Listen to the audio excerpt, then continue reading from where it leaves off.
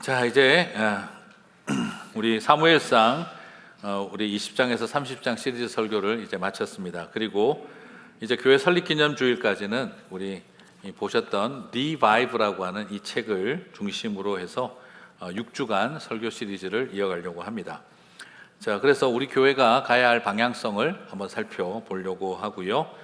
책을 구입하신 분들은 오늘 챕터 1인 사명으로 유턴이라는 챕터로 제가 중심으로 살펴보겠습니다. 또 오해하지 마실 것은 책 그대로 할 거다라고는 절대 그럴 리가 없습니다. 네. 책에 있는 거 맞나 하시는 생각이 들 정도로 내용들을 기반으로 해서 오늘 메시지를 같이 살펴보도록 하겠습니다. 그래서 저는 오늘 제목을 사명으로의 유턴 그리고 Your Turn 이렇게 하는 제목으로 같이 여러분과 함께 살펴보도록 하겠습니다. 다음번에는 챕터 3를 가지고 하도록 할 예정입니다. 자, 이제 목장 모임을 시작하면서 오늘 또 하실 수 있도록 오늘 안내지를 스몰 그룹 또 안내지를 나누어 드렸는데요. 예배를 마치고 나면 서로 꼭 소그룹에서 나눔의 시간을 가지시기를 제안드립니다. 그리고 같은 목장이 아니라 하더라도 페리오에서 식사를 하시면서 서로 또 질문지를 가지고 나눔의 시간을 가지셔도 좋겠고요. 아니면 집에 가셔서 부부끼리라도 같이 오늘 듣는 말씀을 가지고 서로 대화하시는 시간 가져보시기를 부탁드립니다. 그래서 말씀을 듣는 것만으로 만족하지 마시고 또 그것을 내 입술로 고백하는 시간을 가질 때 그것이 우리에게 삶으로 이끌어가는 연결고리가 되리라고 생각합니다. 자, 그래서 먼저 처음으로 나누고 싶은 것은 오늘 이 이야기를 하게 된 원인이죠. 교회가 문을 닫았다는 것입니다. 오늘날 제자들과 이제 교회가 이 세상이 우리를 바라보는 시선이 되게 따갑고 차갑습니다. 그러다 보니까 이 교회에 실망했다는 사람들이 굉장히 많이 있는 시대를 살아가죠. 그래서 교회와 기독교는 어느 틈에 탐사 보도나 뉴스의 먹잇감처럼 여겨질 때도 있습니다.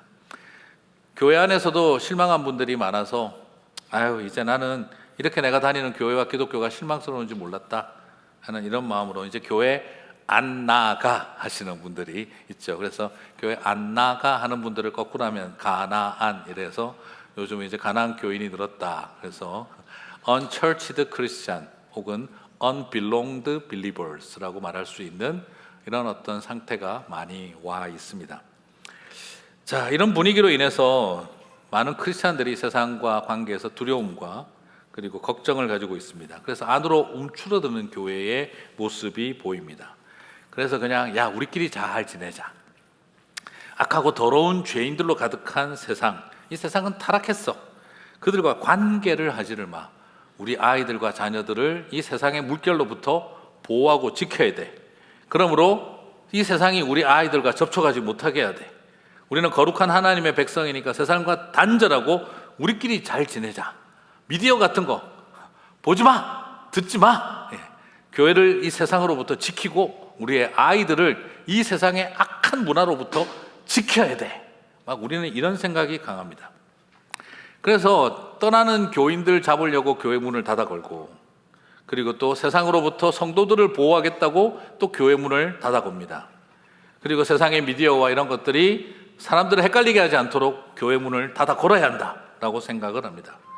기독교를 비판하는 세상과 뉴스와 미디어로부터 우리를 지키기 위해서 잔뜩 웅크린 채 발톱을 세우고 있는 형국입니다. 아니면 세상과 싸우겠다고 아스팔트에 나아가서 또 피켓을 들고 머리띠를 두르고 큰 소리를 칩니다. 하지만 그렇게 한다고 해서 이 죄악된 세상아! 하고 비난한다고 해서 교회를 지켜낼 수 있는 게 아닙니다. 그런 의미에서 이 책의 이상훈 교수는 이런 표현을 씁니다. 교회는 생존이 아니라 사명을 향해 나가야 한다.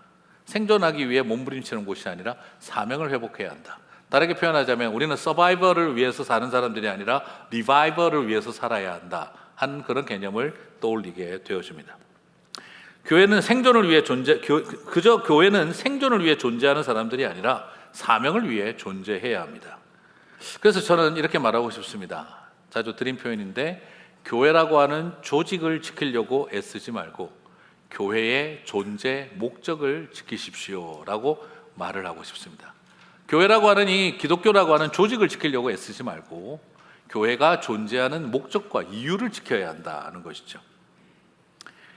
안타깝게도 오늘날 살펴보면은 크게 두 흐름이 있어요. 교회의 조직을 지키자는 사람들과 교회의 존재 목적을 지키자는 사람들로 나눠져 있습니다. 오늘 많은 목회자들과 많은 그리스도인들이 교회라고 하는, 기독교라고 하는 조직을 지켜야 한다는 사람들과, 아니다, 교회의 조직을 지키는 게 아니라 존재 목적을 지켜야 한다, 약간 갈라져 있습니다. 교회를 지키자는 사람들은 강한 기독교를 외칩니다. 교회의 존재 목적을 지키자는 사람들은 약한 기독교가 되어야 한다, 힘 뺀 기독교가 되어야 한다라고 말합니다. 교회를 지키자는 사람들은 권력과 힘을 가져야 한다라고 말합니다. 그러나 교회 존재의 목적을 지켜야 하는 사람들은 모든 것을 내려놓고 낮아져야 한다를 강조합니다.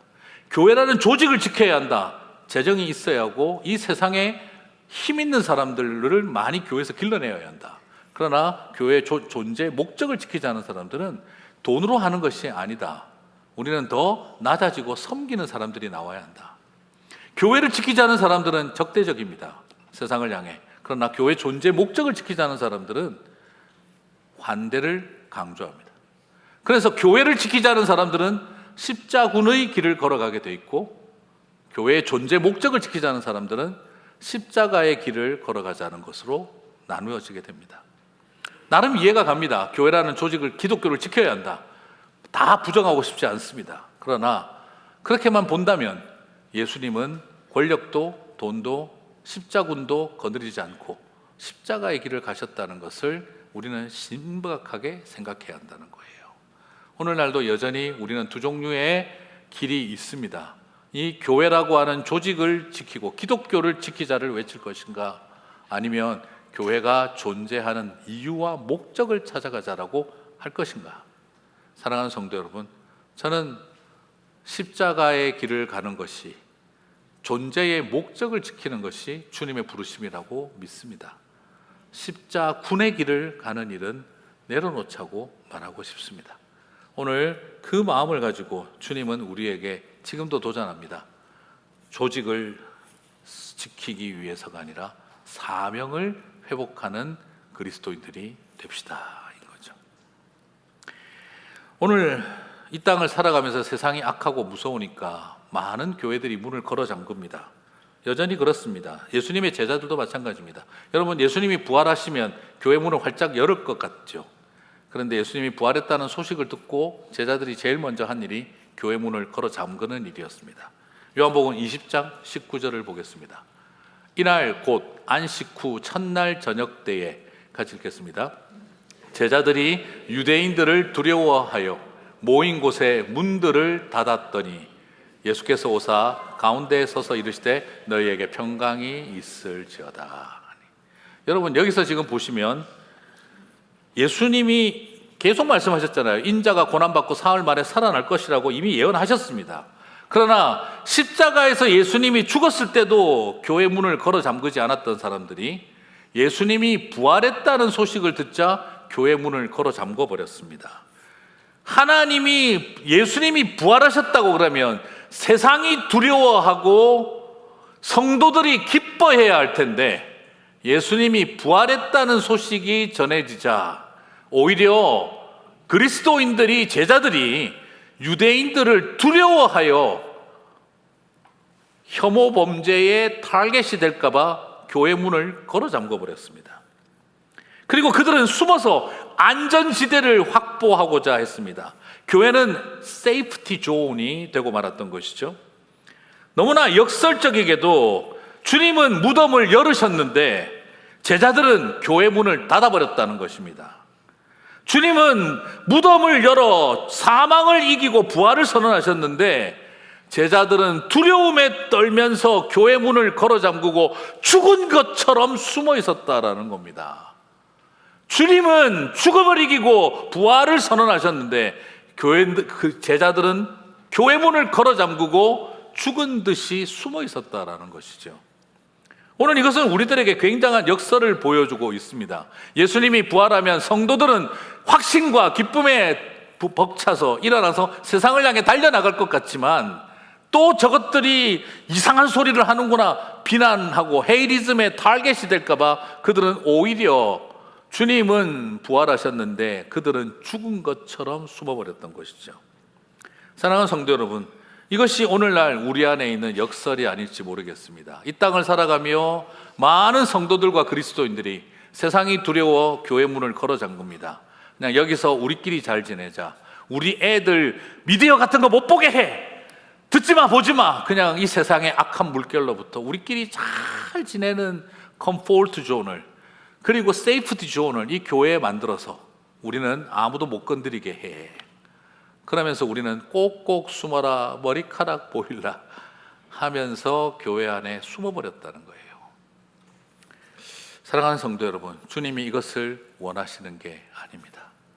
문 걸어 잠그고 두려움 가운데 있는 하나님의 제자들을 원하는 게 아닙니다. 그래서 주님은 우리 가운데 들어오셔서 이 문 닫은 교회를 세상을 향해 다시 열게 하기를 원하시는 줄 믿습니다. 그래서 주님은 오늘 제자들의 관심, 그들과의 관심과 주님의 관심이 달랐던 거예요. 예수님의 관심은, 제자들은 제자 공동체의 안전함을 원했습니다. 그들은 세이프티를 원했습니다. 그러나 주님은 제자 공동체의 안전한 유지를 원하지 않으셨습니다. 오히려 주님은 세이프티가 아니라 센트, 보냄받은 사람, 더 센트가 되기를 원하셨다라는 것입니다. 항구에 정박시켜 놓기 위해서 배를 건조하지 않습니다. 배를 만드는 이유는 항구에 세워두기 위함이 아니라 바다를 항해하기 위해서입니다. 문을 닫고 안전지대에 있으라고 교회를 만들어 놓은 것이 아닙니다. 세상을 향해 열린 문, 오픈 도어들이 되라고 주님은 우리를 만드신 겁니다. 그런데도 불구하고 우리는 모든 문들을 걸어 잠궈 버렸습니다. 예수님은 놀랍게도 닫힌 문을 열지 않고요, 그들 가운데 들어오셨습니다. 요한복음 20장 19절을 봅니다. 이날 곧 안식 후 첫날 저녁 때에 제자들이 유대인들을 두려워하여 모인 곳에 문들을 닫았더니, 같이 읽겠습니다. 예수께서 오사 가운데 서서 이르시되 너희에게 평강이 있을지어다.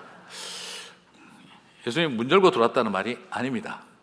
그냥 갑자기 문을 닫아놓고 있는데 훅 나타나신 거예요. 왜 그러셨을까요? 신기하지. 나는 벽도 뚫는다. 나는 문을 닫아도 휙 들어온다. 이런 거 지금 주님이 유치하게 이런 거 자랑하시려고 이러셨을까요? 나는 귀신이다. 이렇게 쑥 들어오신 걸까요? 아닙니다. 주님은 문을 열고 당신이 열고 싶어 하지 않으셨습니다. 닫힌 문을 너희들이 열으라고. 오히려 주님은 스스로 문을 열고 나아갈 수 있기를 원하셨기에 그들의 문 꼭꼭 걸어 잠그고 아무도 못 들어온다 하는 그곳에 주님이 들어가신 것입니다. 그리고 아무도 들어오지 마 하던 그곳을 열고 나아가기를 원하셨던 거예요. 그것을 위해서 주님은 무엇을 주십니까? 평화를 주십니다. 두려움에 떨고 있는 그들의 마음을 평화로 채워주십니다. 들어오셔가지고요, 첫 마디가 뭐냐 그러면 평강이 있을지어다. 오늘 19절 너희에게 평강이 있을지어다. 그리고 연이어서 21절 말씀에서도 너희에게 평화가 있을지어다 라고 말씀하십니다. 두려움이 가득한 그들에게 지적하지 않았습니다. 너희들이 이러라고 내가 부활했냐? 이렇게 비겁하게 문 걸어 잠그고 꼭꼭 숨어라, 머리카락 보일라 하라고 내가 너희들을 위해서 부활했냐? 내가 그래서 사흘 뒤에 부활할 거라고 예언했냐? 나는 무덤을 열었는데 왜 너희들은 교회를 닫고 있냐? 나는 죽음을 이기고 부활했는데 왜 너희들은 죽은 것처럼 숨어 있느냐? 이렇게 지적하지 않으셨습니다. 그냥 그 연약한 제자들을 바라보면서 두 번에 걸쳐서 너희에게 평화가 있을지어다.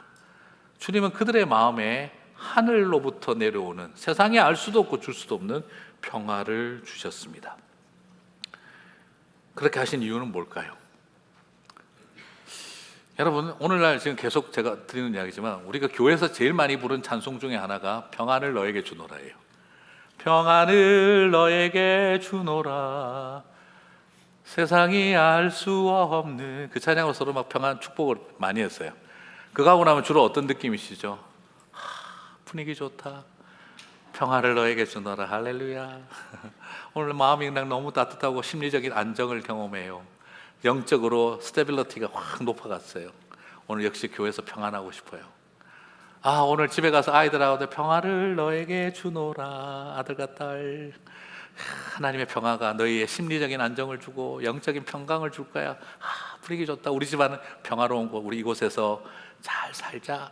그래서 주님 평화를 주십시오. 그렇죠? 사랑하는 주님과 함께 저 푸른 초원 위에 그림 같은 교회 짓고, 사랑하는 주님과 함께 한평생 살고 지고, 알고 웃는 분들과 무슨 노래인지 전혀 모르는, 세대가 안 맞는 분들도 계실 것 같아요. 우리의 마음속에 어느 틈에 그런 분위기로 그냥 분위기 좋고 낭만적인, 여러분, 평안을 너에게 주노라 왜 말씀하셨습니까? 집에 가서 편안히 있으라고, 교회 문 걸어 잠그고 안전하고 편안하게 있으라고 평안을 너에게 주노라 말씀하시지 않았습니다. 주님이 우리에게 평화를 주신 이유는 안전지대에서 그렇게 편하게 있으라고 하신 것이 아니라 보내기 위해서였습니다. 요한복음 20장 21절을 보겠습니다. 같이 읽겠습니다.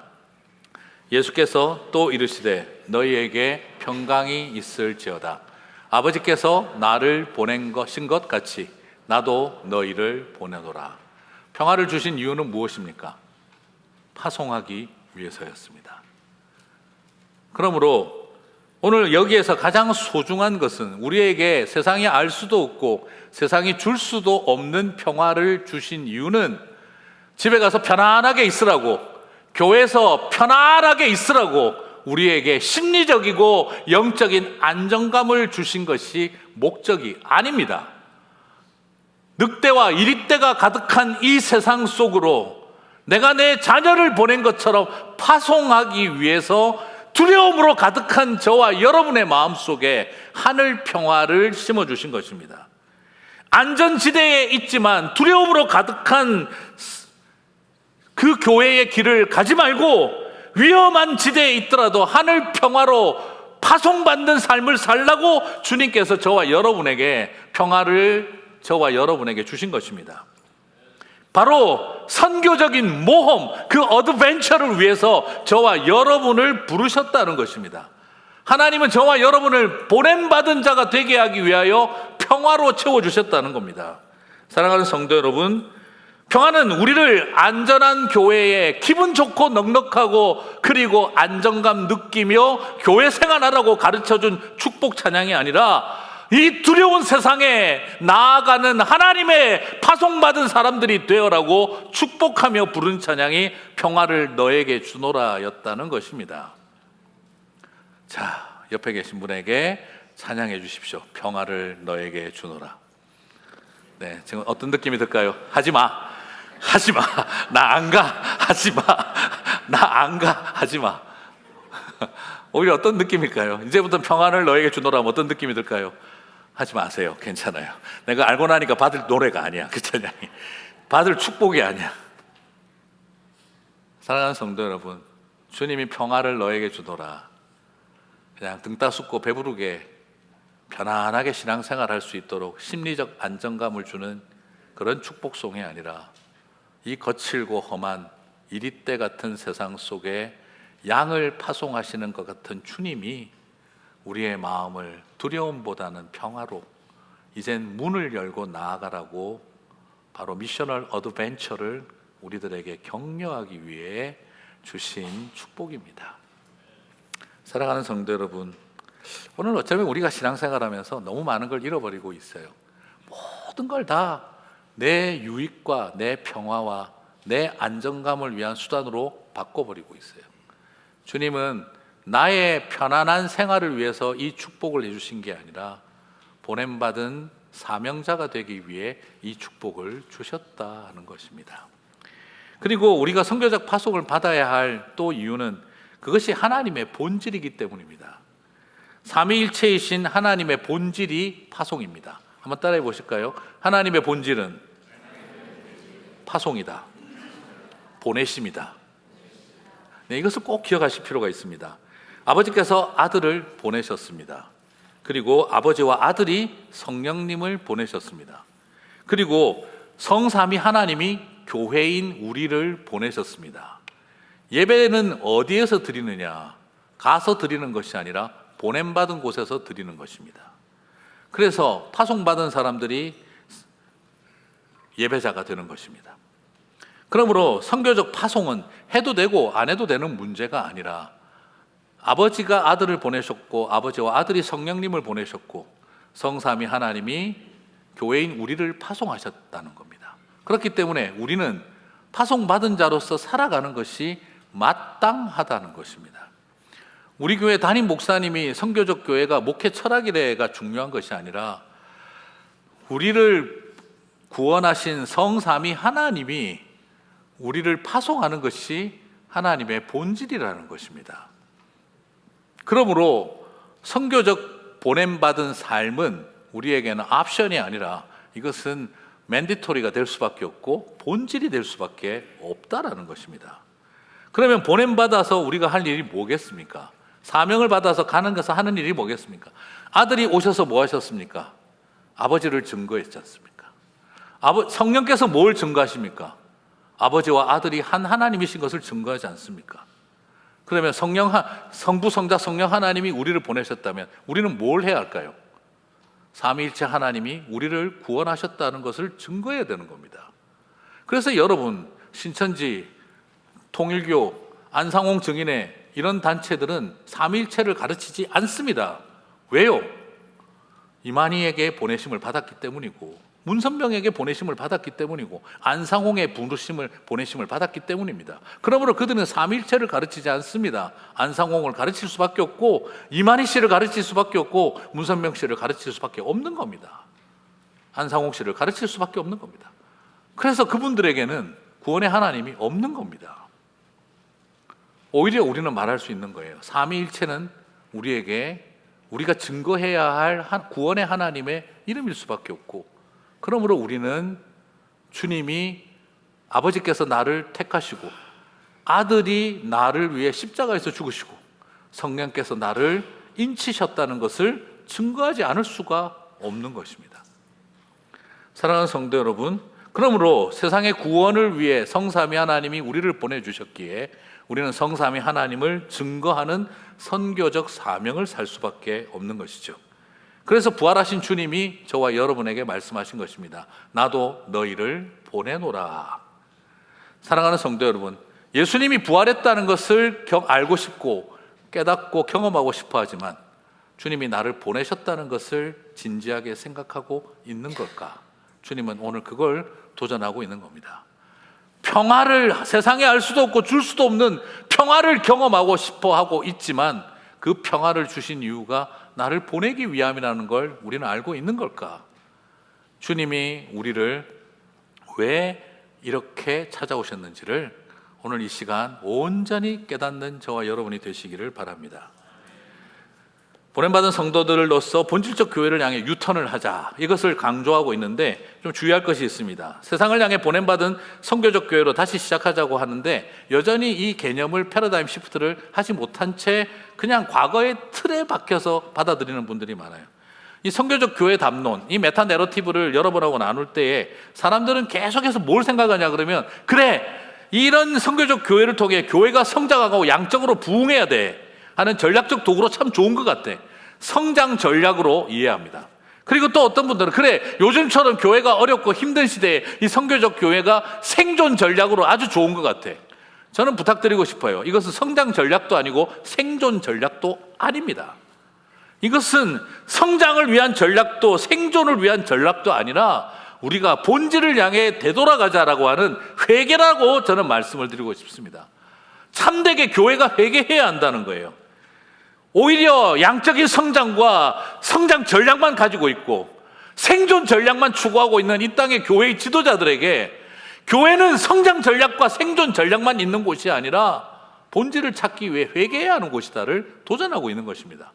그래서 저자는 유턴을 강조합니다. 교회야, 유턴해라. 이건 무슨 말일까요? 회개하라 이 말입니다. 교인들에게 회개하라. 이 타락한 세상아 회개하라. 그것만 외칠 게 아니라 교회 자신이 회개하라 이 말입니다. 그 말은 무슨 말입니까? 지금까지 우리가 잘못된 길을 왔다는 것을 받아들이고 돌이키라 이 말입니다. 유턴을 왜 합니까? 잘못된 길을 왔기 때문에 돌아가라는 것입니다. 그런데 우리는 아직도 방향을 잘 찾고 있는 것처럼 착각하지 말라는 거예요. 교인들에게만 회개하라, 세상에게만 회개하라 요구하지 말고 교회가 유턴하라, 회개하라 이 말입니다. 하나님의 본질로 회개하라 이 말입니다. 너무나 이 부분이 우리에게 중요합니다. 그래서 또 이 유턴을 강조하니까 어떤 분들은 또 보니까 옆에서 이야기를 듣다 보면 제가 답답해요. 그냥 그래 맞아요 목사님, 우리가 이게 유턴해야 돼요. 그래서 어떻게 하면 과거로 돌아가야 합니다. 그거는 백턴입니다. 백턴. 후진하고 있는 거예요. 후진하고 있는 거예요. 과거에서 시작부터 잘못되어졌는데 뭘 지금 과거로 자꾸 돌아가자냐. 교회 의자를 치우고 장의자를 갖다 놓고 신디사이저 치우고 오르간 쓰고 드럼 치우고 팀파니 치고 그렇게 하면, 그래서 전부가 다 옛날처럼 양복 입고 넥타이 매고, 그래서 전부 다 그냥 와서 미국 사람들처럼 모자 쓰고 여성들 그물 떨어뜨리고 장갑 끼고 우아하게 찬송가 들고 그렇게 하면 우리가 옛날로 돌아가는 겁니까? 그것이 유턴은 아닙니다. 그것은 후진을 하는 것입니다. 오히려 우리에게 더 중요한 것은 옛날 스타일로 돌아가자가 아니라 본질을 회복하자, 이것이 중요한 의미입니다. 가장 대표적인 것 중에 하나가 자꾸 기독교 국가로 돌아가자, 크리스텐덤 크리스티너티, 크리스텐덤적인 기독교로 돌아가자. 여러분, 이것은 아닙니다. 크리스텐덤 기독교는 교회사에서 3번을 실패했습니다. 첫 번째, 콘스탄틴 대제가 로마를 기독교로 선언하고 난 다음, 국가를 기독교 국가로 선언한 다음, 로마가 기독교 국가가 되고 난 다음, 기독교는 비잔틴 문명을 자랑했지만 완전히 실패했습니다. 나중에 삼위일체 교리를 만들었던 안디옥, 이런 모든 도시들에게 이슬람 군대가 밀려왔을 때, 셀죽 투르크가 강력하게 공격해 왔을 때, 그때 아무것도 하지 못하고 무너졌습니다. 놀라운 것은 셀죽 투르크 이슬람 군대가 강해서 망한 게 아니라 국민들이, 백성들이 기독교 국가의 고통으로 살아가다가 이슬람 군대가 오니까 성문을 열어주고 해방군으로 환영했기 때문이었습니다. 기독교는요, 백성들이 귀족들의 종교가 되어버려서 백성들이 거부해서 이슬람 군대를 해방군으로 받아들여 비잔틴 제국이 망했다는 것을 기억해야 됩니다. 역사적으로 우리는 그때 실패했고, 두 번째로 중세에 카톨릭이 기독교 국가 크리스텐덤을 만들었지만 역사는 암흑기라고 이야기를 합니다. 그리고 개신교가 부흥하고 나서 영국의 92%가 기독교인, 미국의 94%가 기독교인을 자랑할 때 크리스텐덤 기독교를 만들었습니다. 그러나 그 결과는 지금 오늘날 영국은 교회는 변해서 술집으로 바뀌고 디스코텍으로 바뀌고 있는 것을 쳐다보고 있습니다. 크리스텐덤 기독교가 과연 역사를 바꿀 수 있을 것인가? 수많은 사람들의 실망과 좌절의 대상이 될 텐데 왜 또 옛날처럼 또 가자는 거냐 이거죠. 저는 이것은 대부분의 국가 국민들이 기독교인이라는 전제하에 국민과 정부와 교회가 다 통합적으로 기독교를 다스리는 것을 말합니다.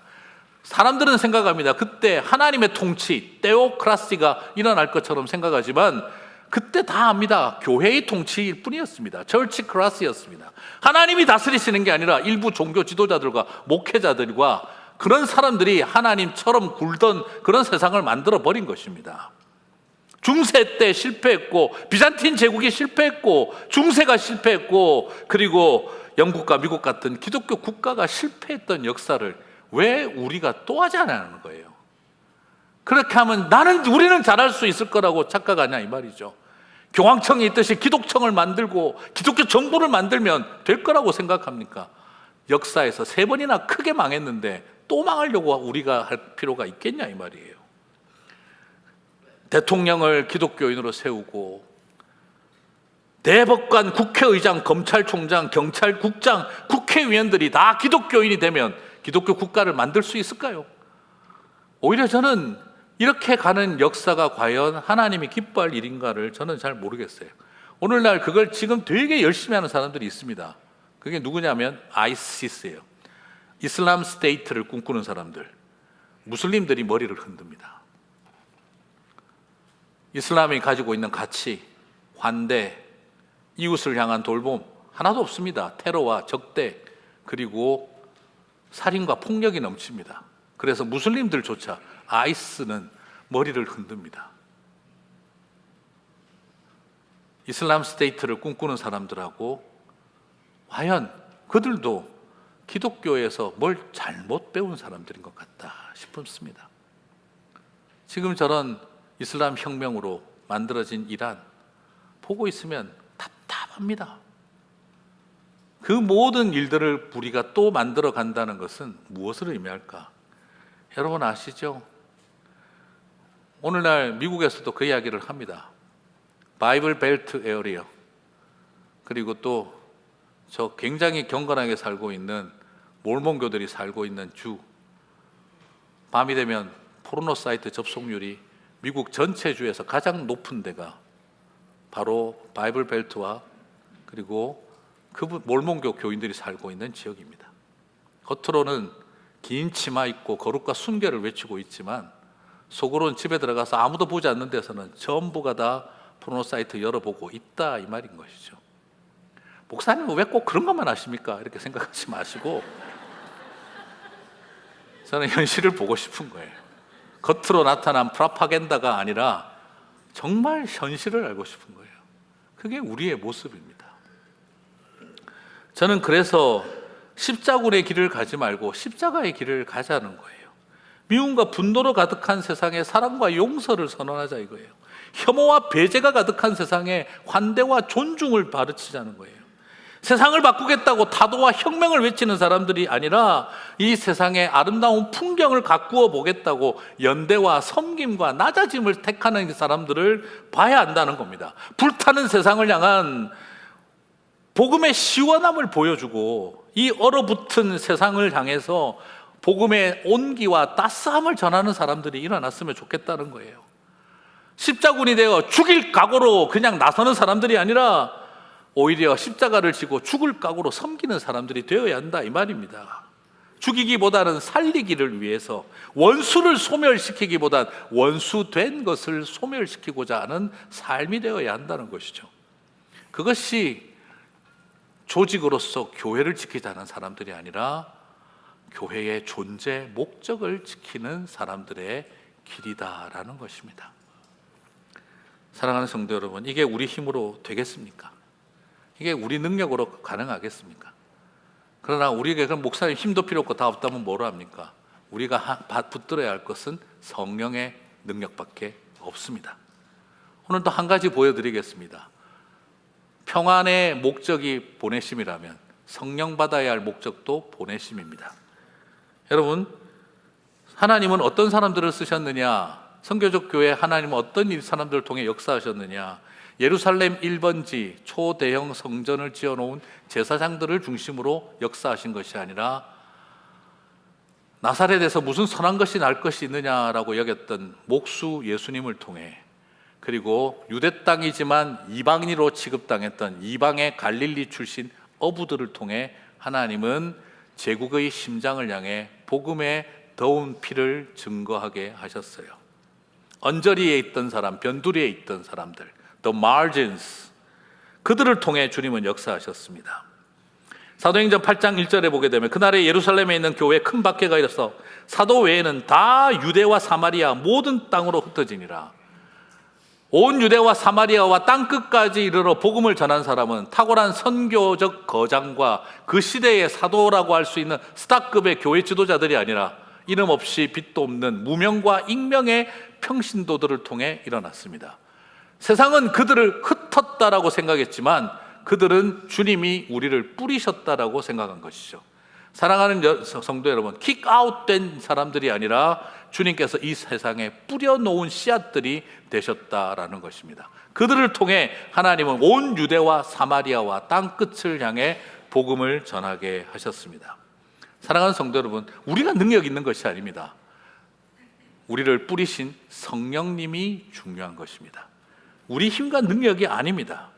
하나님 나라에 그러니까 핵심 세력 되려고 너무 애쓰지 마세요. 주변인이고 언저리 취급당한다 하더라도 성령께서 함께 하실 때 저와 여러분은 주님께서 보내신 뿌려놓으신 주님의 씨앗이 될 줄 믿습니다. 요한복음 20장 22절을 보십시오. 같이 읽겠습니다.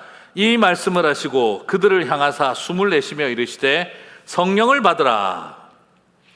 여러분, 이 말씀을 하시고 뭔 말씀을 하셨죠? 앞에 잠깐 지나오는 사이 또 잠깐 헷갈리실 겁니다. 무슨 말씀을 하셨습니까? 평화를, 내가 너희에게 평안을 주노라. 아버지께서 나를 보내신 것 같이 나도 너희를 보내노라. 이 말씀을 하시고 난 다음 주님 하신 일이 뭐죠? 하셨어요. 자, 이것도 평안을 너에게 주노라도 나의 평안함을 위해서 쓰시는 것처럼 이것도 전부 다 신비한 체험용으로 쓰십니다. 여러분, 하면은 또 성령 받아서 쓰러지고 이걸 되게 또 많이들 좋아들 하세요. 네. 참 우리는 탁월한 능력이 있습니다. 파송을 위해서 해주신 것들을 전부 다 나를 위한 체험용으로 바꿔놔요. 예수님이 하신 것은요, 쓰러지고 방언받으라고 하신 것이 아니라 우리를 파송하기 위해서예요. 신비한 체험용이 아니라 선교사 파송용이에요. 근데 우리는 자꾸 불었을 때 한번 넘어져 봤으면 하는 마음이 더 많아요.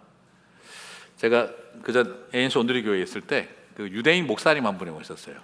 유대인 목사님이, 이분이 정말 큰 성령 체험을 했어요. 그래가지고 이 유대인 목사님이 자기 집안에 내려오는 모든 유산 포기하고 재산 포기하고 예수님을 믿을 뿐만 아니라 목사가 돼버린 거예요. 엄청난 일이죠. 그래서 이분이 오셔가지고 성령의 능력이 자기의 모든 유대인의 율법주의적 사고를 뛰어넘게 만들었다. 그러면서 여러분들도 성령 받으시면 자기를 뛰어넘고 돈도 아깝지 않다. 뭐 유대인의 재산도 아깝지 않았다. 복음의 이제 목사로 살 수 있게 됐다. 선교사로 살게 됐다.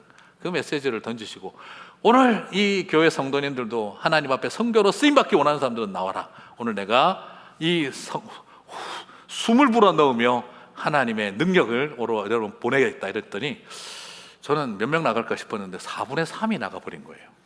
저는 뒤에서 깜짝 놀랐어요. 선교사 다 나가버리면 어떡하지? 너무 놀랐는데 4분의 3이나 거의 나가버린 거예요. 그래서 이 강사 목사님도 당황을 해버렸어요. 다 가려고? 이렇게 된 거예요. 아니, 선교 갈 사람들만 이랬는데 교인들이 다 나간 이유가 지금 선교 가는 게 중요한 게 아니고 뭐가 중요한 거죠? 쓰러져 보는 거. 그게 지금 중요했던 거예요.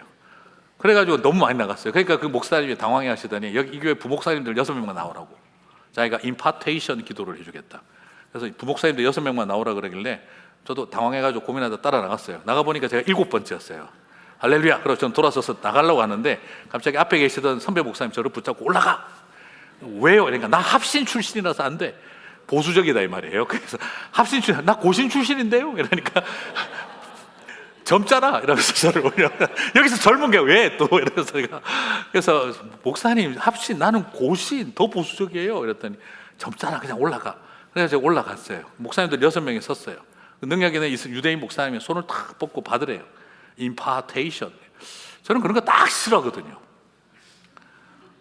뭘 또 받아 자기한테. 뭐 에너지파가 나오나 뭐, 아니 무슨 뭐 이게 뭐야. 막 저는 짜증이 나서 그냥 벌리라 그러니까 또 그냥 다 보고 있어서 그냥 손 벌리고 가만히 서 있는데, 같이 서 있는 옆에 목사님들은 막 떨고 난리가 났어요. 그래서 왜 나는 맹숭맹숭하지? 이렇게 이해할 수 없는 상황을 겪다가 그냥 오케이 그냥 뭐 하자. 그래서 섰는데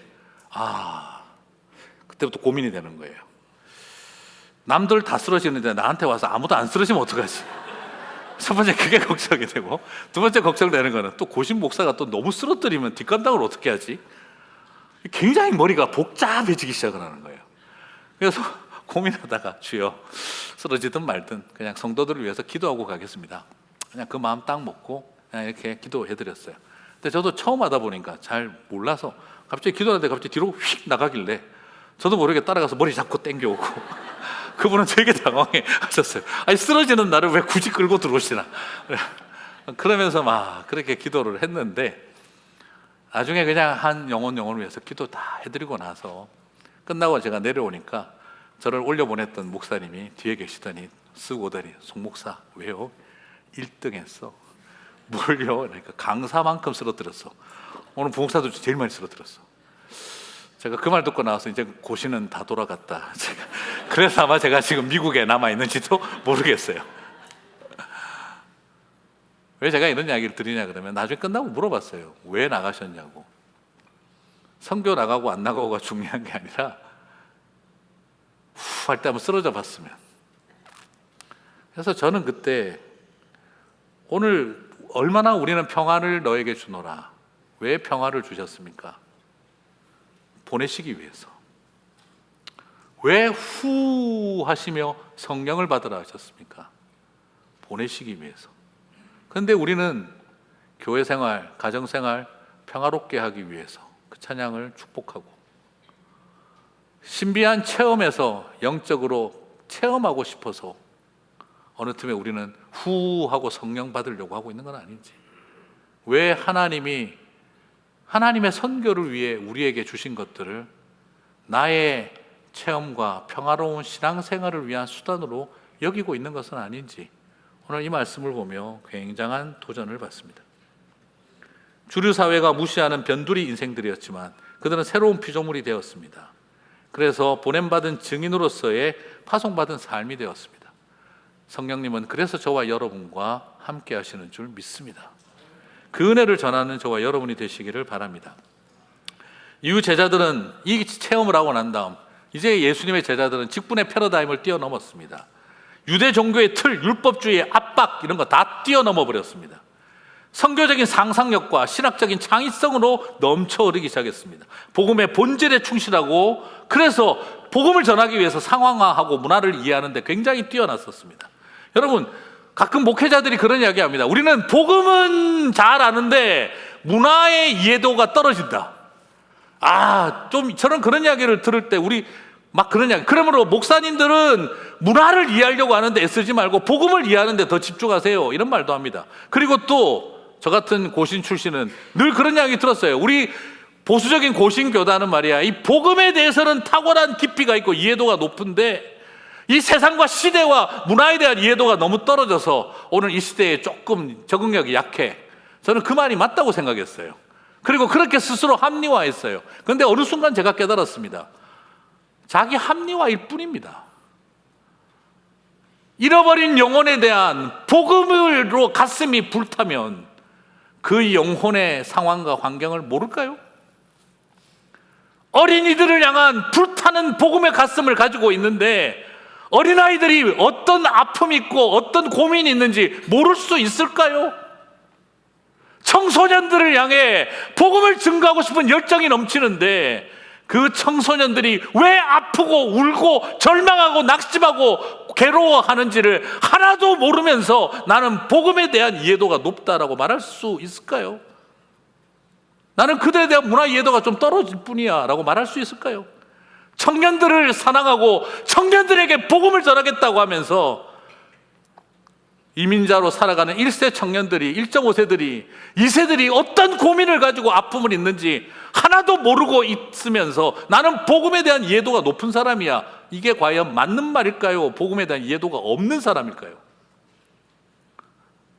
그래서 하나님은요, 우리를 선생으로 부르지 않고 목자로 부르셨어요. 왜요? 양을 알으라고. 양을 모르는 목자를 본 적이 있습니까? 양이 어떻게 털을 깎아야 하고 풀을 뭘 먹어야 하는지, 어떻게 병에 걸리는지를 하나도 모르면서 목자라고 말할 수가 있습니까? 나는 말이야, 하나님을 아는 일이 더 중요해, 양들보다. 목자가 아닙니다, 그것은. 복음에 대해서 불타는 마음이 있다면 그들이 살아가는 현실과 삶을 어떻게 모를 수가 있습니까? 그것은요, 자기 합리화이고 다르게 말하면 죄송하지만 거짓말입니다. 오늘 저는 이렇게 말씀드리고 싶습니다. 하나님의 마음을 알면 그들의 눈물을 알게 됩니다. 그래서 그들의 언어를 배우고 그들의 문화를 공부합니다. 무슬림들을 향한 복음의 열정이 있다고 하면서 이슬람을 하나도 모른다면 그 사람이 선교사 맞습니까? 그분이 믿는 복음이 복음입니까? 우리는 말이 안 되는 소리입니다. 그러므로 하나님의 마음을 알고 보냄받은 사람들은 그 영혼을 향해 더 깊이 사랑할 수밖에 없는 것입니다. 사랑하는 성도 여러분, 나는 복음만 알 뿐, 복음에 대한 이해도는 높은데 문화에 대한 이해도가 좀 떨어져서 그런 말 하지 마세요. 그들의 언어도 모르고 그들의 문화도 모르면서 어떻게 우리가 복음을 전하겠다는 거냐. 그것은 오히려 자신의 무지와 게으름과 그저 그것은요, 복음에 대한 이해도가 높은 게 아니고요, 전통주의에 빠져 있는 겁니다. 율법주의적 사고를 벗어나지 못하고 있는 겁니다. 신학적 틀과 관념 속에 갇혀 있는 겁니다. 그러면서 착각하고 있는 거예요. 나는 복음을 많이 알고 있다고. 사랑하는 성도 여러분, 전통주의에 갇혀 있으면서 나는 복음으로 충실한 것처럼 착각하지 마시기 바랍니다. 그들의 눈물을 알아야 주님의 눈물을 알고, 주님의 눈물을 알면 그들의 눈물도 알게 되는 것입니다. 그것이 보냄받은 하나님의 백성들의 모습입니다. 말씀을 맺겠습니다. 과거에는 선교하면 특정한 이가 특정한 장소로 가는 것을 선교라고 했습니다. 그러나 저는 오늘 이렇게 이야기 드리고 싶어요. 모든 곳이 선교지이고 모든 사람이 선교사여야 합니다. 아이, 목사님, 그건 무리입니다. 그냥 가는 선교사가 있으면 저는 보내는 선교사 하겠습니다. 보내는 선교사, 말은 좋은 말입니다. 근데 여러분, 정말 보내는 선교사로 살 자신이 있으십니까? 저는 제가 저 자신을 발견했습니다. 친구야, 가는 선교사 해라. 나는 보내는 선교사 할게. 한 달 뒤에 잊었습니다. 제가 하고 있는 그 친구를 위해서 기도도 별로 안 했고 후원도 잘 안 했고, 그러면서 스스로를 보내는 선교사일 거라고 믿고 싶었던 거예요. 기만이었습니다. 거짓말이었습니다. 그냥 세상에는요, 가는 선교사, 안 가는 선교사가, 안 가는 사람만 있을 뿐입니다. 보내는 선교사라고 스스로를 자꾸 기만하고 속입니다. 나는 가지는 못해도 보내는 일을 하고 있을 거야 라고 믿고 싶은 거예요. 그래서 어떤 때는 가는 선교사보다 보내는 선교사가 믿음이 더 큽니다. 안 보내면서도 보낸다고 믿고 있으니까. 제 자신에게 충격받았습니다. 너 정말 보내고 있니? 보내기만 했지 보내는 선교사는 아니었습니다. 보낸 적은 있지만 보내는 선교사는 아니었습니다. 주님께서 그때 주신 도전이었습니다. 미셔너리는 안 돼도 미셔널 빙으로 살아가라. 그리고 미셔너리로 살아가라. 현실을 살아가라. 목사님, 우리가 어떻게 선교사가 됩니까? 아닙니다. 여러분, 선교사님이라고 다르지 않습니다. 선교사님들, 제임스 선교사님 죄송합니다. 선교사가 선교지에 가서 뭐 할까요? 선교하겠죠, 그죠? 근데 뭐 당연한 이야기인데, 근데 선교사님한테 제가 물어보면은요, 뭐 하세요? 물어보면은요, 시장 보고 빨래하고 밥 해 먹고 애들 걱정하고 다음 계획 어떡할까? 스케줄 짜고 플랜 짜고 교회 가고 소그룹 모임하고 전도하고 제자 훈련하고 그리고 세례 주고 그들을 인도합니다. 그리고 가끔 부부싸움 대판하고 이제 우리 다 그죠? 알죠? 그죠? 네. 그렇게 하면서 자식 걱정하고 그러면서 살아갑니다. 그러면서 만나는 시장 가다 만난 이웃집 아주머니, 학교에서 만난 아이들, 그들에게 복음 전하고 제자 훈련시키고 소그룹 만들어주고 그렇게 살아갑니다. 여러분, 선교사로 선교지에 가서 선교한다는 것이 똑같이 교회 가고 예배 드리고 제자 훈련하고 전도하고 집에 가서 청소하고 빨래하고 밥하고 아이들 걱정하고 부부싸움 때로 하고 그러면서 기도하고 틈틈이 만나는 사람들, 하나님 인도하신 걸 믿고 복음 전하는 것입니다. 내가 여기서 선교사로 산다는 게 뭐겠습니까? 선교사님이 거기서 일상을 살아가는 것처럼 나도 여기서 일상을 선교하면 되는 것입니다. 밥하고 빨래하고 기도하고 아이들 돌보고 걱정하고 시장 보고 라이드 주고 그러다가 보니 회사 가고 라이더 하다가 만난 어떤 자매님 얼굴이 너무 어두워 보여서, 아니 평소에 밟던 저 애기 엄마가 왜 저렇게 얼굴이 어둡지? 자매님, 우리 집에 한번 갈래요? 기도 제목 있으면 같이 기도해요. 저 교회 안 다니는데요. 괜찮아요. 제가 기도해 드릴게요. 아, 그런 힘든 일이 있구나. 가정을 위해서 내가 기도할게요. 아이 때문에 많이 어려우시구나. 같이 기도할게요. 그리고 틈틈이 기도하면서 어때요? 또 기도 제목 있나요? 변화가 있나요? 직장 가서 만났더니 일하던 친구가 얼굴색이 너무 안 좋아요. 왜 그러냐? 아버지가 병원에 입원했어요. 내가 혹시 과일 사두고 찾아가서 기도해 드려도 될까? 찾아가서 기도해 드리고, 그리고 돌아와서 어떠니 난 아버지한테 분노가 많고 상처가 많아요. 우리 교회 우술초 목고지라고 있는데 같이 올래? 다음에 꼭 같이 가자. 아, 이번에 교회에서 정서적으로 안정된 교회 그 책을 가지고 북클럽 하는데 나랑 같이 북클럽 한번 해볼래? 이제 우리 교회에서 1:1 제자 양육 이런 거 하는데 나랑 같이 한번 제자 훈련 한번 해볼래? 그게 뭐죠? 선교사로 사는 것입니다. 내 마음에 기쁨이 있어서 난 뜨개질 잘하고 퀼트 잘하는데 자매님들 모아서 그거 가르쳐주고 같이 잘 만들어서 양로병원에 전시해주고 선물해주고, 교회에 젊은이들이 결혼해서 애를 낳는데 내가 내 손으로 만들어서 베네옷 하나, 이불 포대기 하나 만들어서 선물해줘야지. 만들어보고 젊은 사람 축복해주고. 그게 뭐죠? 일상을 선교적으로 사는 것입니다.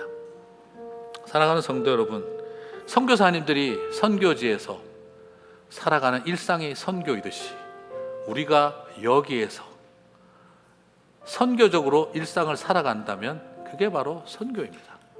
그런 의미에서 가는 선교사, 보내는 선교사 스스로 위안 삼지 마시고 모두가 선교사다 생각하고 내 삶의 자리에서 하나님의 마음으로 선교적 존재로 살아갔으면 좋겠습니다.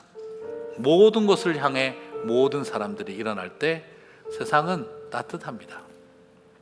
이 놀라운 유턴이 우리 교회 안에 일어났으면 좋겠습니다.